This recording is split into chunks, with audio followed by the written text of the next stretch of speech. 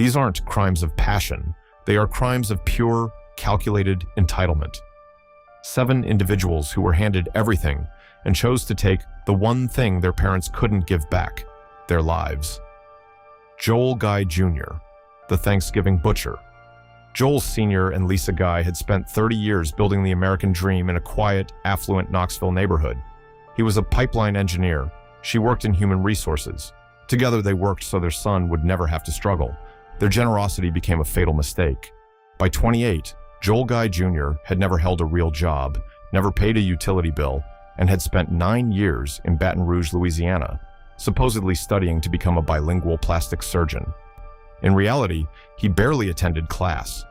Every month, Mom and Dad deposited money directly into his account: rent, groceries, tuition. He was living a permanent, responsibility-free adolescence, and he had no intention of ending it. In the fall of 2016, his parents finally drew the line. They were retiring, selling the house, and buying an RV.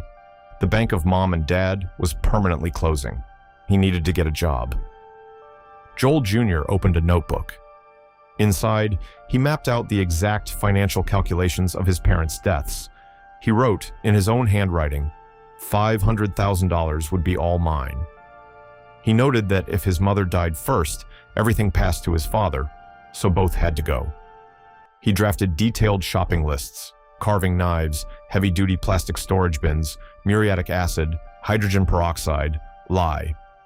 Another page read simply, "Bring blender and food grinder, grind meat." He drove home for Thanksgiving. He sat at the holiday dinner table. He played the loving son. On Saturday, November 26th, the house emptied. Lisa left to buy groceries. Joel Jr. went upstairs and ambushed his 61-year-old father. The fight was brutal. Joel Jr. sustained deep defensive lacerations to his own hands, but he overpowered him. When 55-year-old Lisa returned through the front door and dropped her groceries in the foyer, her son was waiting. What followed was an act of calculated horror. He dragged both bodies into bathrooms and began systematically dismembering the people who had given him everything. He placed their remains into plastic bins and poured in the acid, the lye, the peroxide.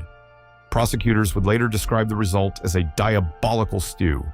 He packed his bags, stole their wallets, and drove back to Louisiana. In Baton Rouge, he casually visited a student health clinic to treat his hand lacerations, claiming he'd cut himself by accident. He used his dead mother's credit card to pay his internet bill.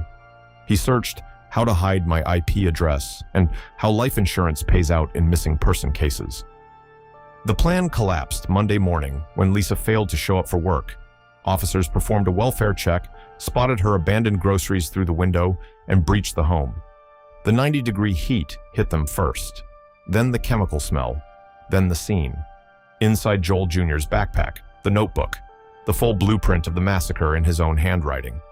He was arrested the following day outside his apartment. He pleaded not guilty. He sat through his 2020 trial with dead eyes, watching graphic crime scene photos without shedding a single tear. He even filed a motion representing himself, asking the judge to sentence him to death, a legal maneuver designed to prevent his attorneys from presenting any mitigating evidence.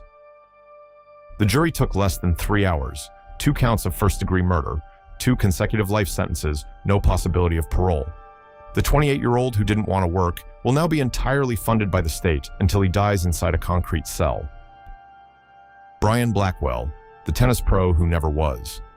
In the affluent village of Melling, Merseyside, 18-year-old Brian Blackwell was the golden child. Straight A student, only son of doting, older parents, Sydney, a 72-year-old retired accountant, and Jacqueline, 61. The neighbors called him Little Lord Fauntleroy because of his constant demands and his parents' endless willingness to give him whatever he wanted. Then he met a girl named Amal Saba from a wealthy family, and Brian's fragile ego shattered. He could not simply be a smart boy from the suburbs.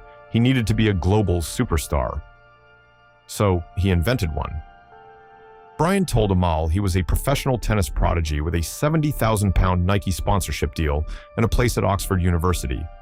He fabricated a fictional manager named Jason and sent Amal emails and texts from Jason's account to corroborate his fake tournament schedules and payout details.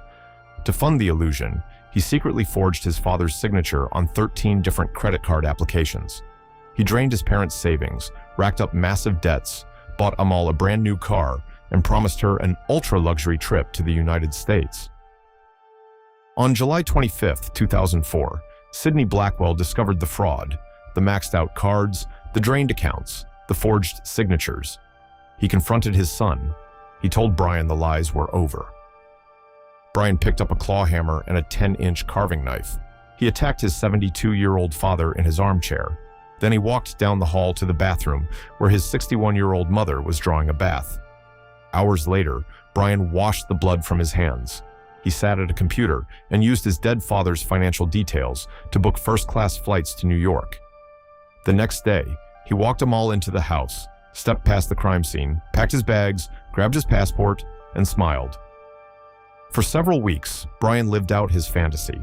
A presidential suite at the Plaza Hotel in Manhattan, VIP beaches in Miami, Barbados, San Francisco.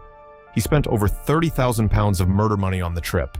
When Amal asked about his parents, he told her they were on holiday in Spain and couldn't be reached. He came home, moved into Amal's house, and kept going. Back in Melling, neighbors noticed something wrong with the Blackwell house. A thick swarm of flies covering the inside of the front windows. On September 5th, investigators forced entry. The heavily decomposed bodies of Sidney and Jacqueline were found exactly where their son had left them. Brian was arrested. He maintained his web of lies for 2 full days, claiming he was in America when it happened, suggesting his parents were killed by professional hitmen. But the forged credit cards, the fake Jason emails, and the timeline of his luxury vacation dismantled every lie. He confessed. 4 forensic psychiatrists unanimously diagnosed Brian with severe narcissistic personality disorder, so extreme that experts testified he had genuinely come to believe his own delusions. The prosecution accepted a plea of manslaughter on grounds of diminished responsibility. Brian was sentenced to life with a minimum tariff of 12 years. He was released on parole in 2016. He now lives freely in the community under a new identity. While his parents rest in graves he dug for them.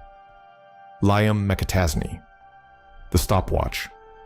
Sarah Stern and Liam McAtasney had been close since middle school. In Neptune City, New Jersey, they were part of the same friend group, the same social circle. Sarah was a bright 19-year-old with a passion for art. Liam was her confidant, the guy she trusted with everything.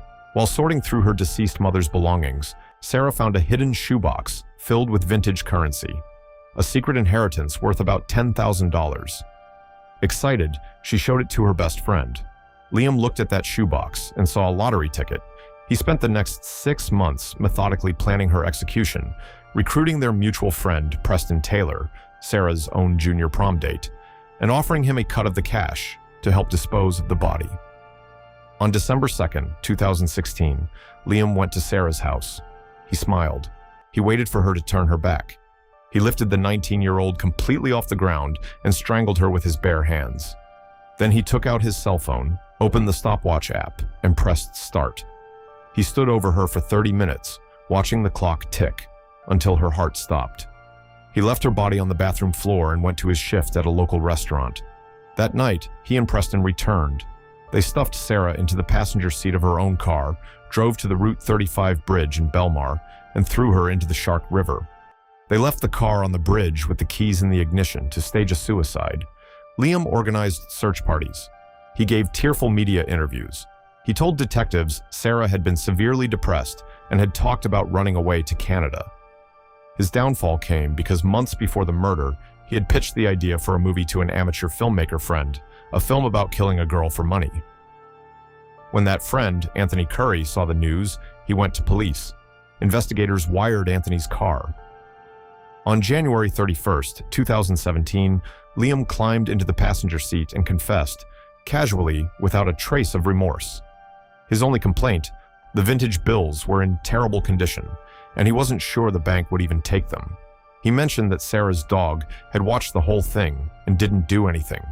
He got $10,000 in damaged bills. Preston testified against him and received 18 years. Liam was convicted of first-degree murder, robbery, and desecration of human remains, and sentenced to life without parole. Sarah Stern's remains have never been found. From the son who turned a Thanksgiving dinner into a crime scene designed in a notebook, to the boy who timed his best friend's death on a stopwatch. These three cases share one axis: the complete absence of gratitude. The people who raised them, funded them, protected them, and loved them unconditionally were reduced to obstacles, ATMs, and liabilities. They wanted everything handed to them.